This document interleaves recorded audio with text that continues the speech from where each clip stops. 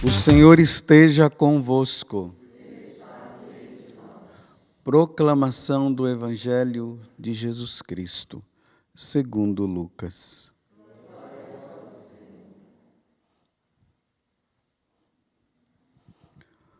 Completou-se o tempo da gravidez de Isabel, e ela deu à luz um filho. Os vizinhos e parentes ouviram dizer como o Senhor tinha sido misericordioso para com Isabel, e alegraram-se com ela. No 8º dia, foram circuncidar um menino e queriam dar-lhe o nome de seu pai, Zacarias. A mãe, porém, disse: não, ele vai chamar-se João. Os outros disseram: não existe nenhum parente teu com esse nome. Então fizeram sinais ao pai, perguntando como ele queria que o menino se chamasse. Zacarias pediu uma tabuinha e escreveu: João é o seu nome. No mesmo instante, a boca de Zacarias se abriu. Sua língua se voltou e ele começou a louvar a Deus. Todos os vizinhos ficaram com medo e a notícia espalhou-se por toda a região montanhosa da Judéia. E todos os que ouviam a notícia ficavam pensando: o que virá a ser este menino?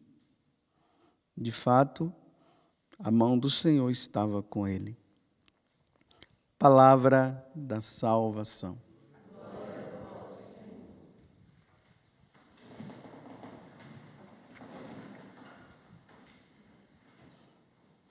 Levantai vossa cabeça e olhai, pois a vossa redenção se aproxima. Hoje é 23 de dezembro, estamos aqui nessa preparação para o nascimento de nosso Senhor Jesus Cristo, que acontecerá amanhã à noite. A nossa redenção está mais perto do que nós podemos imaginar. Isso tudo dentro da liturgia. Nós veremos já no dia 25 aquela passagem do Evangelho de São João, que é o prólogo, que diz lá o seguinte: o Verbo se encarnou e habitou entre nós. E São João completa dizendo: e nós vimos a sua glória. Eles viram a glória de Deus. Mas dentro de tudo isso nós estamos ainda nessa circunstância, né? A Virgem Maria, que recebe a mensagem do anjo, agora ela diz o sim dela, imediatamente ela vai para Encárem para ver essa questão de Isabel, que estava grávida e ninguém sabia, era uma questão de segredo que estava por ali, e realmente ela constata que Isabel estava grávida, e Isabel também não sabia que Maria estava grávida, e quando vê, já diz: a mãe do meu Senhor vem me visitar e tal. E agora estamos aí no nascimento dessa criança, que lá no templo de Jerusalém, quando Zacarias estava oferecendo o sacrifício lá do perfume, né? Ali em frente ao Santo dos Santos, se colocava o perfume, que é a oração. Então, aquele perfume que subia em forma de fumaça em direção a Deus, se dizia que todas as orações feitas ali, Deus ouvia. E realmente Deus ouviu, né? Zacarias com Isabel, já há tanto tempo querendo ter um filho e nada de ter. E o anjo Gabriel aparece, ele desacredita e, de repente, perde a voz, fica mudo. E agora está aí, o menino nasceu e agora essa pergunta em volta do nome dele, porque o nome dele deveria ser Zacarias e por que é João? É João porque o Gabriel, São Gabriel, disse que o nome dele seria João, que quer dizer agraciado. Muitas graças vieram na vida dessa família. Primeiro, que não podiam ter filhos, agora tiveram. Segundo, ele vai ser o precursor que vai preparar o povo para receber o Salvador. E depois ele ainda morre, né, dando a vida por este Salvador. Herodes manda degolá-lo. Herodíades, naquela situação que ela estava vivendo com Herodes, não gostou de ouvir que, quando João disse, olha, você não pode ficar com a mulher do seu irmão, não. E aí deu boletim de ocorrência que levou à morte. E agora o pessoal está se perguntando, diante de tanto mistério em volta desse menino, até o nome agora é outro, deveria ser Zacarias, mas colocam João. Aí vem a pergunta, né? Porque toda vez que eu vejo essa passagem do Evangelho, eu me deparo sempre com essa pergunta: o que virá a ser este menino? Essa é uma pergunta essencial para a nossa vida, para todos nós. Aquela criança que esses dias a mãe vê com aquele barrigão, aí eu coloquei minha mão e abençoei, ela dizendo que já está bem próxima de dar à luz. A pergunta é: quem será? Quem virá a ser essa criança, este menino? Ele vai ser quem no futuro? Desculpe eu usar essa expressão tão forte, de Deus ou do diabo. Servirá a Deus ou servirá ao diabo? Irá para o céu ou irá para o inferno? Os meus sobrinhos, quem serão? Os dois pequenininhos, os dois grandes, um já casou, a outra está para casar. Agora já nasceu a sobrinha minha também, do meu sobrinho, então agora eu sou tio-avô.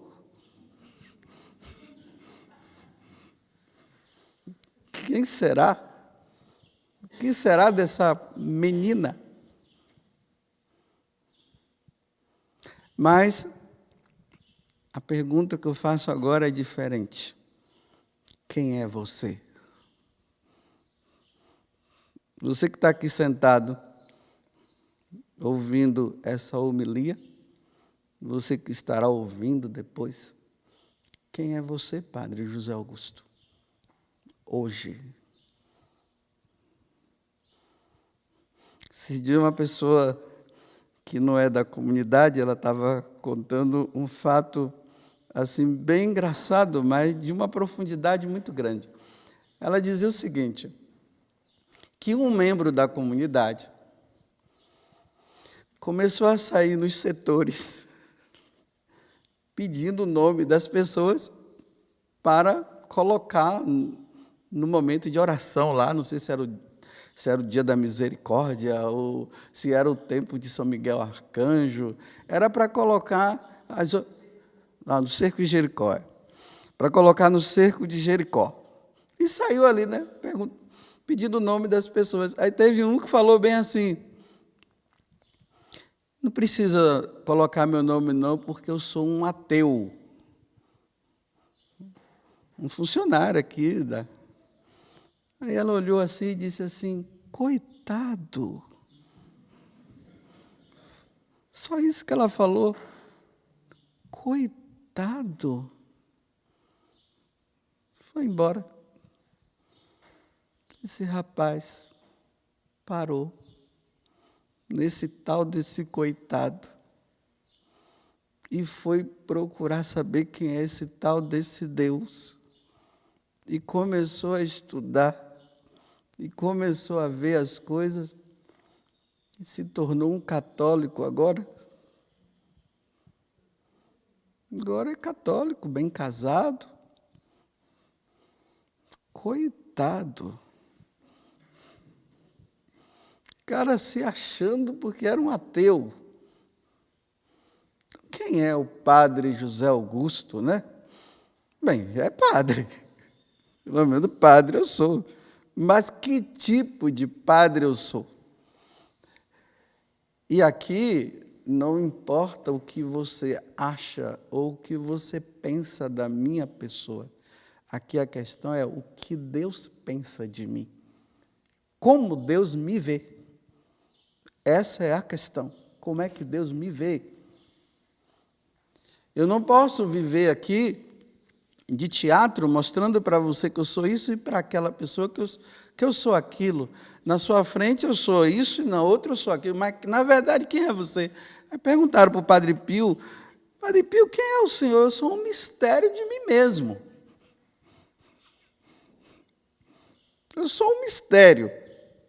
Agora, o que se podia ver naquele homem ele celebrava a missa com devoção, ele atendia confissões, dava bons conselhos, via os anjos, bilocava de um lado para o outro. Pessoas que nunca tinham ouvido falar desse homem viram, aí depois quando viram ele apareceu lá, e depois de alguns tempos, quando vai lá em São Giovanni Rotondo, encontra aquele pai, mas era aquele frei que foi lá. Bem, isso é o que se via dele. É o que se falava dele. Mas quem era o Padre Pio diante de Deus? Aí uma Santa Teresinha e outros. Então eu volto a perguntar, quem é você? Porque lá, quando você estava na barriga da tua mãe, e depois quando você nasceu, muitas pessoas se alegraram, como se alegraram com João, com o nascimento de João. Mas muitas pessoas podem ter, alguma pessoa deve ter perguntado isso. Quem será? O que virá a ser esse menino, essa criança, essa menina? O que é que ela vai ser? Bem, hoje você já está grande, estou falando para os grandes agora. Grandes assim, adolescente, tudo, que já se define alguma coisa. Quem é você? Você se define como quem? Ah, matador? Já matou quantos? Já abortou quantos você?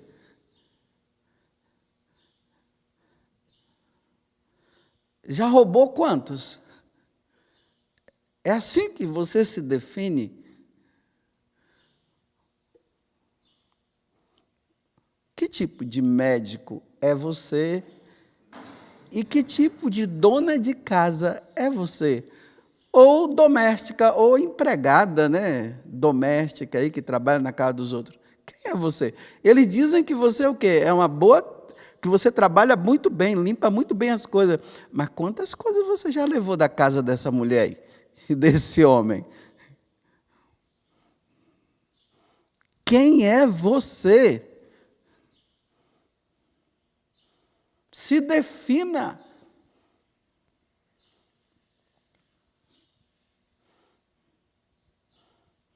Eu repito, quem sou eu? Bem, uns podem, você vê, né, que os seres humanos, assim, uns podem gostar de mim, outros não, outros me odeiam, outros me amam. É assim. Uns gostam da minha presença e outros já não gostam da minha presença. Então, na verdade, quem eu sou? Só Deus define. Você acreditando ou não em Deus, é Ele que vai definir. E eu vou dizer uma coisa para você.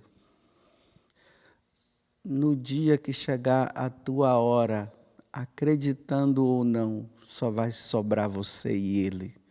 Na agonia entre a vida e a morte, ali vai definir-se tudo. Quem foi você? E ali, na agonia, ainda pode existir uma chance do Verbo encarnado, Jesus Cristo, o nosso Deus e Senhor, que Deus deu toda a autoridade para ele, que ele veio na primeira vinda para não julgar, mas veio para nos salvar, mas que na segunda vinda agora ele virá para julgar. É naquele momento que sua vida vai ser definida.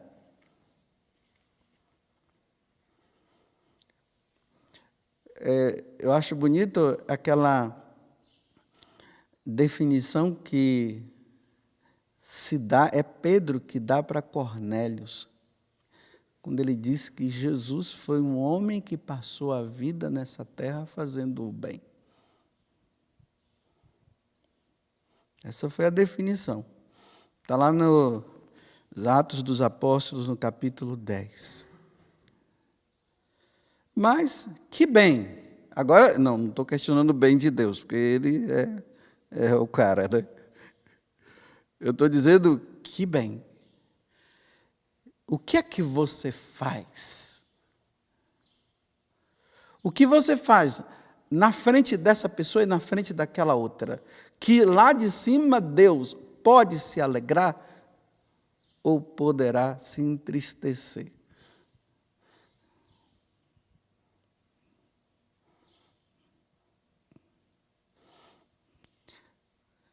Eu espero que não seja Deus que diga assim, coitado. Essa pessoa que falou coitado, ela nem sabe o resultado daquele coitado na vida dessa pessoa. Deus me livre de, no último momento da minha vida, Deus dizer, coitado, afasta-te de mim, não te conheço. E eu estou usando palavras dele, menos o coitado.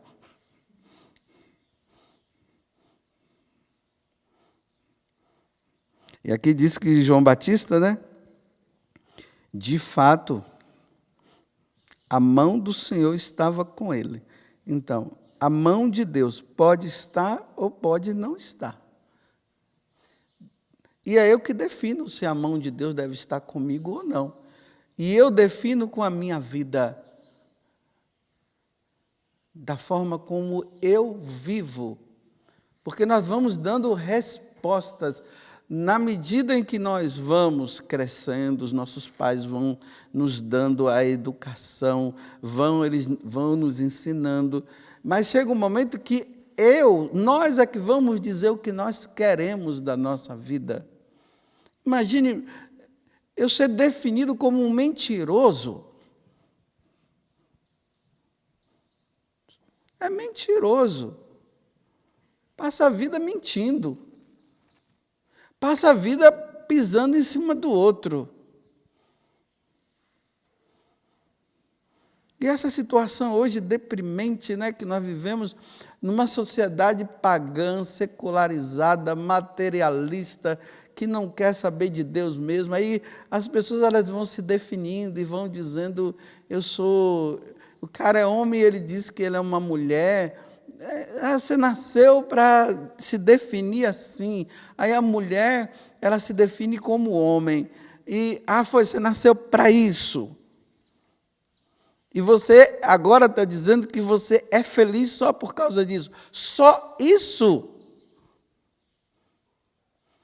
Você levanta a bandeira disso e a bandeira daquilo. E você usa de todos os artifícios mentirosos para que a sua ideia ela permaneça. Então você é isso. Você é um que está nesta vida, mesmo você sabendo que aquilo ali não é verdade, você se define como isso, que você fica dizendo que é verdade, embora não seja convencendo o outro a cair na sua.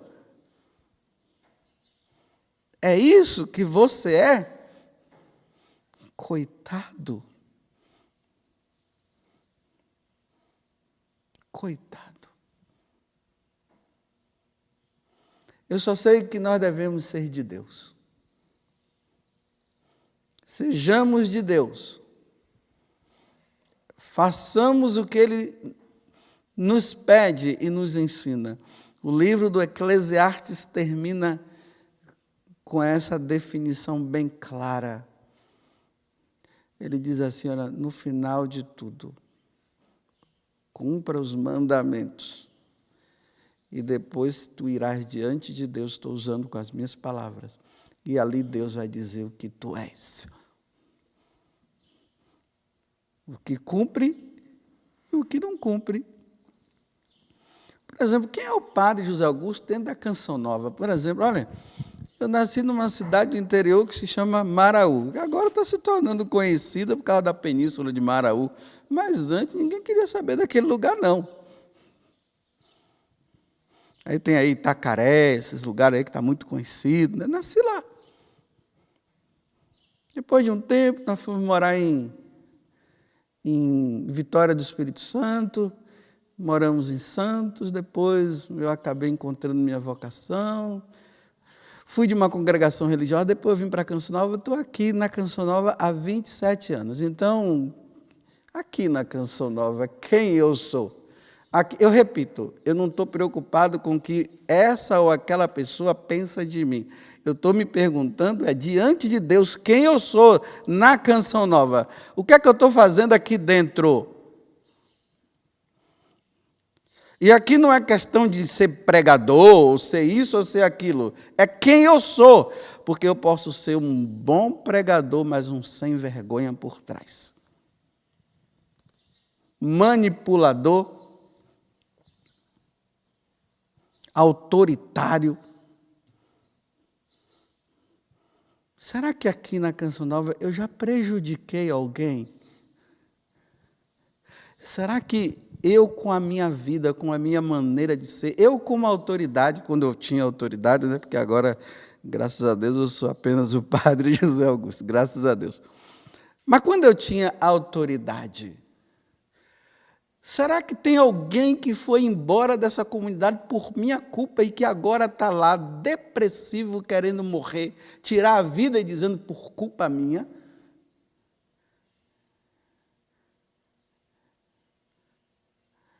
Porque eu fui mau e cruel. Porque eu fui mau e cruel. E a pessoa está indefinida, está lá, morrendo, definhando. Psiquiatra aqui, psiquiatra lá, toma remédio aqui, e está num ponto de já estar querendo tirar a própria vida por minha culpa. Porque eu prejudiquei, eu não ajudei, eu prejudiquei. Mas, no entanto, aparece o bonitão aqui pregando o evangelho, né? E que parece que tem algumas pessoas que gostam. Parece. Tem outras que detestam. Mas isso não é o problema. A questão não é essa. A questão é quem eu sou, o que eu fiz, o que eu faço, quantas pessoas eu já prejudiquei. Quantas pessoas eu por minha conta, para me defender, eu prejudiquei o outro para me defender, para eu ficar numa boa. E fiquei dando de bonitinho para essa e para aquela pessoa. É isso que tu és, Padre José Augusto? Tu que nasceste há 54 anos atrás? E agora, quando surgiu, foi a alegria lá da casa, e agora, depois de tantos anos, e antes as pessoas perguntavam o que virá a ser este menino, e agora está esse velhão aqui. E quem é esse velhão de 54 anos? E por mais que a pessoa diz, não, está novo, está nada, 54 anos já passou da metade da vida, meus irmãos. Você está nessa onda ainda, achando ainda, com 54 anos, achando que é um garotinho, uma garotona.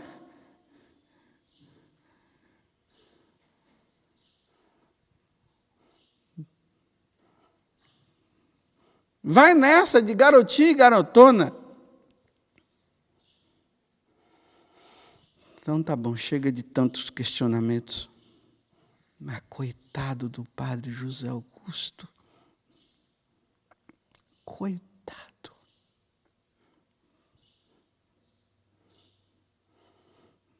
E aquele rapaz, diante daquele coitado, ele fez uma revisão de vida e mudou.